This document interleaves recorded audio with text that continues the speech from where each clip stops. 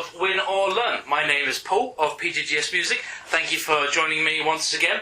This week my guest is Stu of Aeonia and also of the, hopefully we'll get to talk about this in the thing, the recently resurrected Soul Shredder as well, which is fantastic. Evening Stu, thanks for coming on the show. How are you doing? Good evening. Very good, thank you. Excellent Just stuff. had a nice few days off, so... Oh yes, because it was Stu's birthday yesterday for context. So It was. And you won the mini golf or the crazy golf or whatever form of golf it was. I did indeed, yeah. Triumphant. I had to do the organised fun, so... Oh yeah, absolutely. You can mark the occasion. That's So it, yeah. so for anyone who is tuning in for the first time, as the name of the show might suggest, the premise of the show is to talk to musicians about their experiences and look at situations that have been victories where things have gone really well or quite well or surprisingly well, and also looking at lessons where things potentially have gone not quite as expected or totally tits up. But they're all valuable learning experiences, as hopefully you've been finding if you've been listening to this series so far. So, as has become the tradition, would you like to kick off with a win or kick off with a learn? What are you feeling? I think I'm sticking with tradition and starting with a win. No worries. Things go in a certain order. Yeah, it has kind of landed in a bit of a structure. Yeah. Which is fine, I'm happy with that. Yeah. Makes my job a bit easier. So, anyway, so yes, over to you. What is the win? Yeah, so the win that I probably... Well, it took me a while to think of these, because I think a lot of the wins are probably learns as well. I think they always tend to sort of cross over one way or the other, don't they? But the win that I looked at was the recording of our album for Soul Shredder, the self-recording. We'd set out at the beginning that we wanted to do it all ourselves. You know, the recording, the mixing, and the mastering.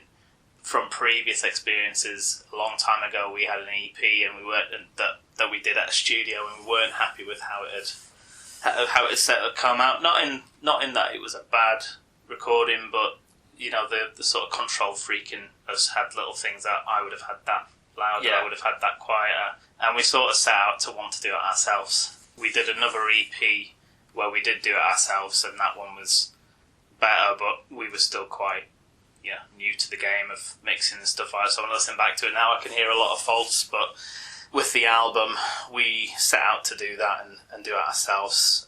It ended up being a COVID album, which caused all sorts of problems in the end, or in the process of doing it. But I think in the end, we were really happy with how it came out.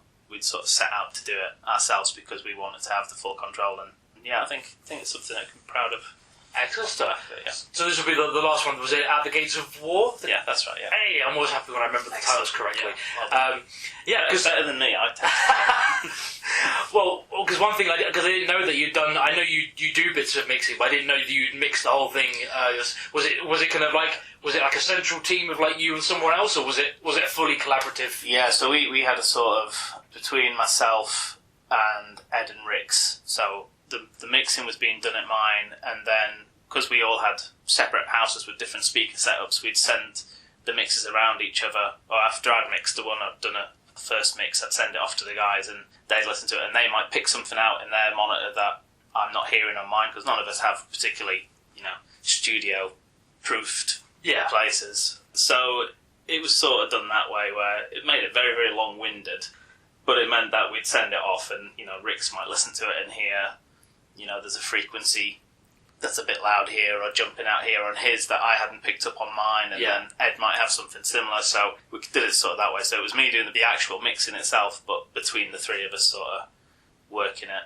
And then as a production team, so to speak. Yeah, and then Ed dealt with the mastering of it. He had some mastering software that he'd bought on Logic, so he did the mastering job on it.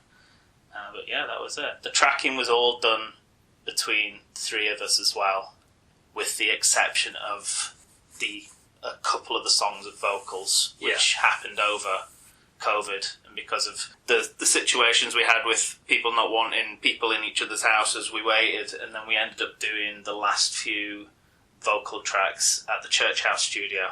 Steve Goodison did the actual tracking of the vocals, but then apart from those 2 or 3 songs, everything was self-done. Fantastic.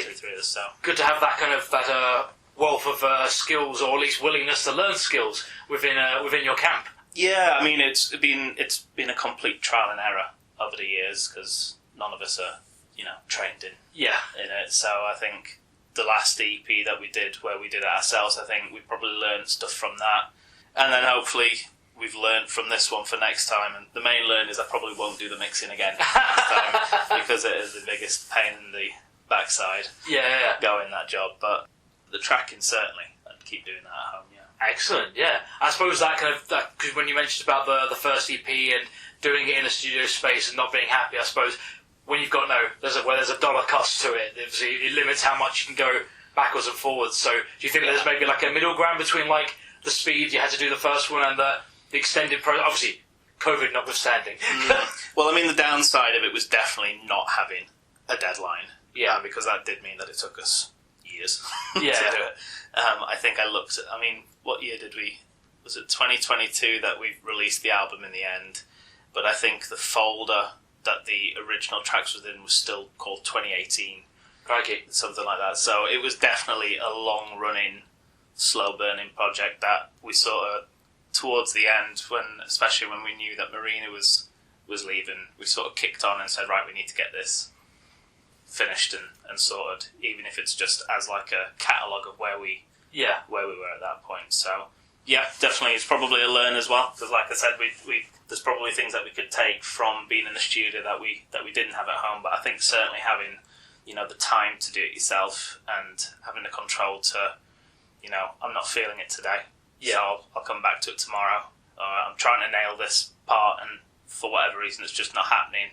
And instead of having to sort of press yourself into doing it there and then, you can take your time with it, and you can kind of write as you're doing it as well, because as you're recording it, you can come up with new bits and because you've got the luxury of sort of doing it at home. So watching the meter go up, so to speak. Yeah, exactly. Yeah. So still proud of it. Still happy with how it's come out. It's one of them, I guess, isn't it? That over time you'll start maybe picking out little things that you're not so happy with it and stuff like that. But as it stands, we're still, I guess also with it being us doing it, we can't blame anyone else. Yeah. If there's anything wrong with full ownership. Yeah, so exactly. Yeah. Well, fantastic. Well, yeah, definite feather in your cap to take on, because I appreciate most of the people who will listen to this are probably musicians, but for the select few who maybe aren't, probably may not have an understanding of what an undertaking putting an album together is, especially when it's like people like us have day jobs and there's other things going on in the world. It's not like this is the only thing we do. So yeah, you commonly hear about bands where it's like, well, we started writing this album last year and we booked in some time to do it next year, and then maybe the year after it'll come out. So yeah, and then obviously with COVID, because everything had got sort of stopped. Yes, as we know, it just made it even less of a. There was absolutely no deadlines at that point, because it was, well, even if it comes out, we can't gig it. Yeah. So I think we were sort of a bit ambitious with it, certainly from doing it ourselves. As things that we did like quad tracking of the rhythm tracks and stuff like that, which is really, really annoyingly difficult to do to get it perfect. And it's the sort of thing that probably wouldn't have done if we'd gone to a studio, because obviously you go with what their thing. But yeah, no, happy with how it came out. So excellent. Well, glad to hear that it's still feeling like an accomplishment rather than oh god, we got through that. Yeah. So once we start playing the songs again, maybe that's when we'll find out. Yes, indeed. Yeah.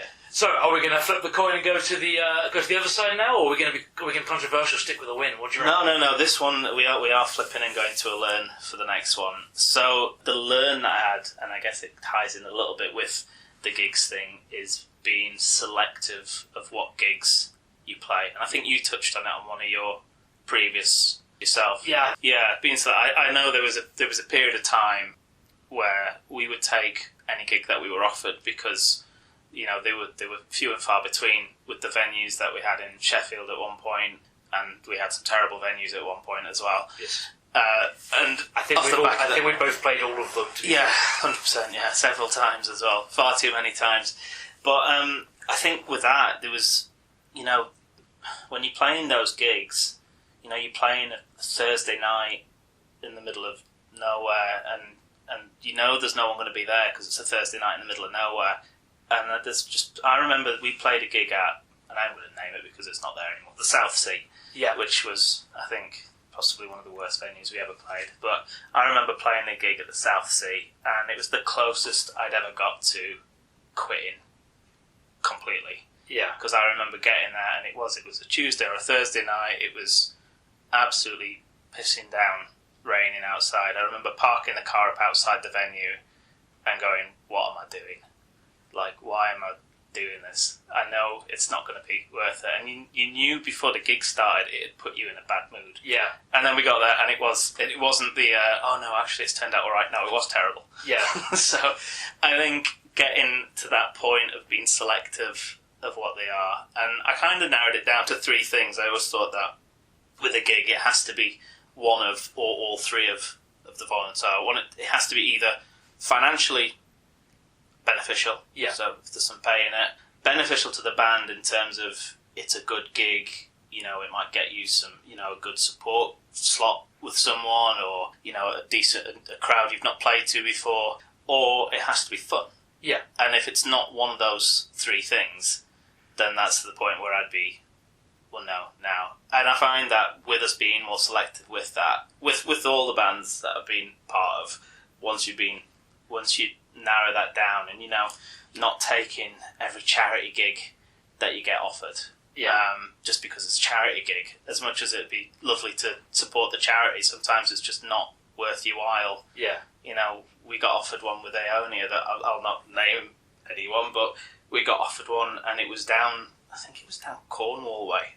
And it was just like, but there's no, like, at what point is the charity part here when we've got to drive all the way to Cornwall for it? Or it was Cornwall or Devon, or somewhere like that. And I think they're the ones that you have to just, be a little bit more, probably a bit selfish. Yeah. But you have to, be selective with what you're doing, and ultimately it keeps you enjoying what you're doing, and so you carry on doing it then. Yeah. Well, that's just something that you mentioned earlier as well. Well, we mentioned earlier about the fact that none of us do this full time, so it's not the only fact. It's not like, oh, we're off on tour and we're going to Cornwall. Okay, fine. Driver will get us there, and our crew will load us in. It's like, no, I'm gonna throw everything back in my car. I'm gonna drive. Yeah, and usually not with any pay or very little pay. Yeah, very much so. Yeah, I think that was the other big learn for me. It was, it's just being selective and being a little bit selfish and a bit maybe a bit brutal with the ones that you are going to do and you're not going to do as what is the benefit of us doing this gig sort of thing. Like you said, we're all working full time. Yeah, like you say, if it's not going to fill up the tank, if it's not going to put a smile on your face, or it's not going to lead to something else. Yeah, exactly. No, absolutely. So. It's a very sound point. Yeah, again, that's has become a bit of a recurring theme in some of the other conversations as well. So, I totally on board with that. It probably comes with a bit of a recurrence because I think, with the exception of one, I think everybody I've interviewed so far has been in like kind of that mid-30s kind of gap. Except for Maisie. I think Maisie's still a baby. I'm sure you're not actually a baby, Maisie, but you know what I mean. I'm 36 for context, so anything below 30 I consider a baby. So so we have to think about all the other factors rather than just, that gig would be sweet if someone was driving us there or they were paying to get us there, all that kind of stuff. I wish I had the drive of some bands that can do that. Yeah. I mean, again, I know you mentioned it, and it's not a slight on any of the bands that play so many gigs. Yeah. Like guys like Firegarden and stuff like this. When I see how much, like, for me, that sounds terrifying. Yeah. It sounds horrendous. But it does great for them, and they clearly do well for it. They do some great gigs, and they go down really well. But that's the sort of thing where, we were like, no, I don't want to play too many gigs. I'd rather play one gig a month than play 8 gigs a month, if you know what I mean. Like, and again, I've touched on this previous one as well. Since joining Bovido, we've gone with a similar kind of mindset because we've got people who are self-employed and people with all sorts of other commitments. So one a month seems working quite nicely because it means that each one, there's more of a sense of occasion that way as well, I think. Yes. So you can be like, okay, you can get psyched for it rather than going, right, I'm going to another one. Again, this is not a diss because I love West Street Live dearly.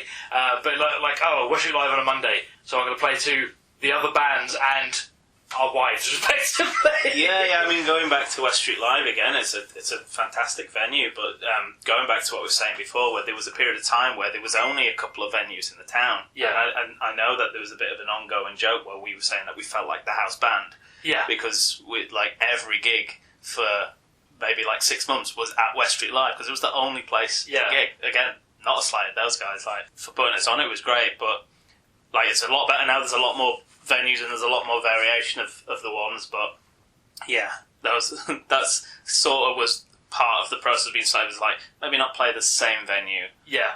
Every gig. That makes sense. One thing just dawned on me. So a similar thing came up in my conversation with Chris, but. People who may know Soul Shredder may not be aware of the fact that you're quite a long-established band. So the news, obviously, of Marina coming back and things picking up again, it's not like hey, new band. I think Soul Shredder, when I came to Sheffield, so I came to Sheffield 2005 for uni, and when I started to become aware of the gig scene, first name I heard, obviously, was Firegarden, because, they were 300 gigs by that, probably. And then I think one of the next ones I found about was Soul Shredder, was you guys. So when did I don't actually know this. When did Soul Shredder actually start? It went through various sort of rotations of lineup way before we played our first gig. Okay. Our first gig, I want to say the first gig was in 2008, or maybe it was 2009. It was either 8 or 9, the first gig that we played.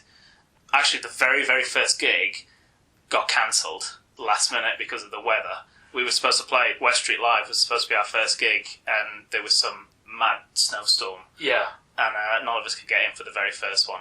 But the second gig, did become the first gig, was at the Grapes, and it was ourselves, it was Northern Oak, and Firegarden. Oh, there you go. That was the first gig we ever played.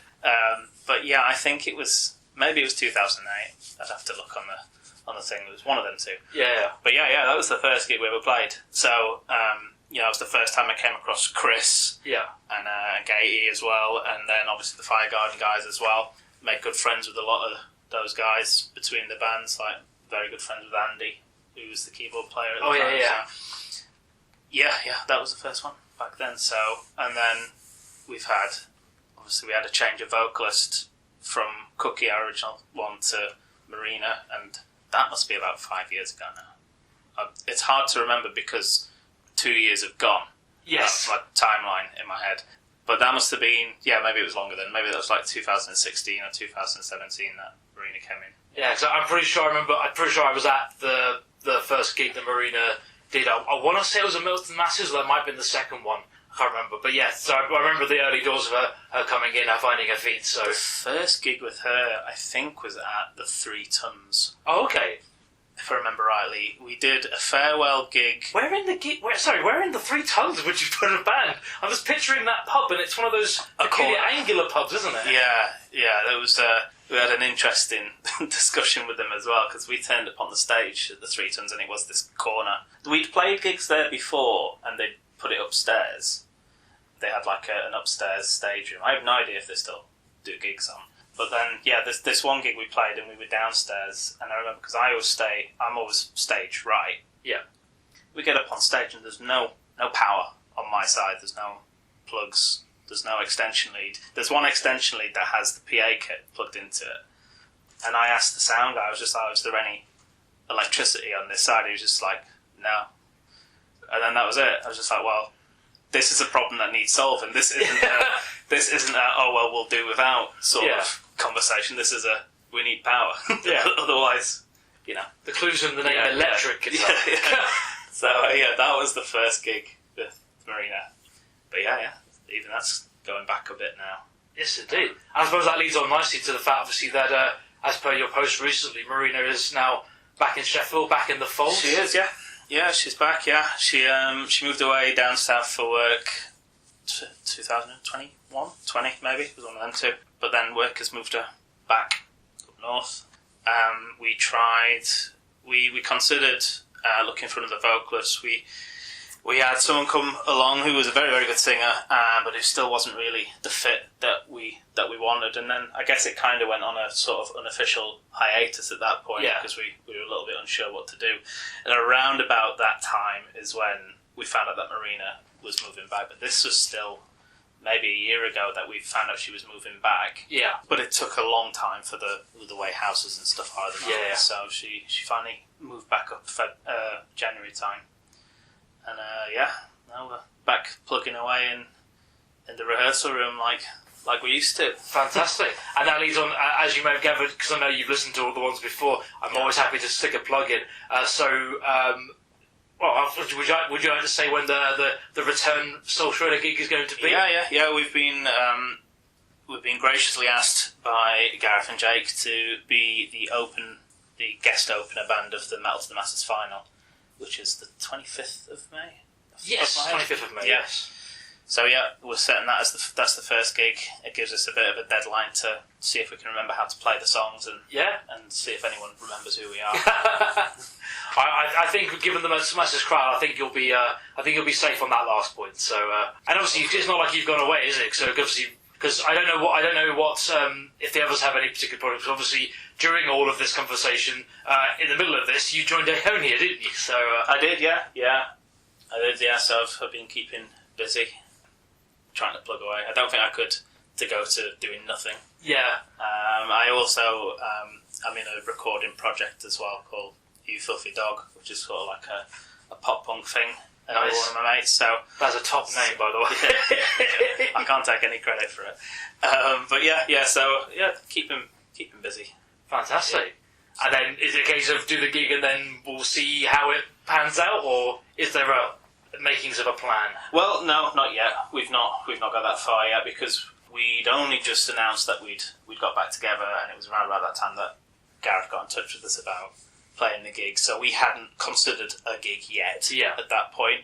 But I guess we've got that as that'll do for now, and we'll see what happens. We don't want to do anything before then. Yeah. I think we're setting that as the first one because we're quite happy to have a target to aim for to get everything polished and whatnot. But hopefully back up and running after that. And I've already started sort of toying with a few ideas for some new stuff. But then I remembered that we haven't actually played any of the album yet, so we should probably let that try and land a little bit before we write anything new or record anything new. But should be interesting. Fantastic. See how it goes. That'd be most excellent. Cool. Well, thank you very much for sharing those. Much appreciated. And again, it's nice to see that being 5th episode as we are now, there's certainly themes that are reoccurring about being selective, about trying to balance the real life and the fun life.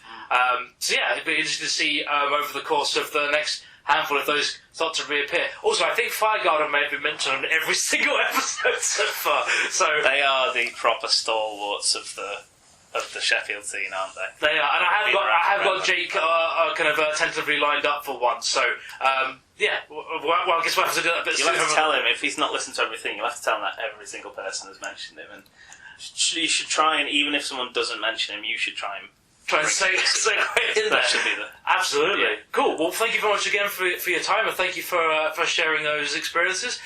Thank you to everyone who's been listening. Again, my name is Paul of PGGS Music. You have been listening to Win or Learn, and I will be back next week with another guest. So until then, take care and be excellent to each other. This is the bit where I wave at the phone. Bye! Bye-bye! What's that?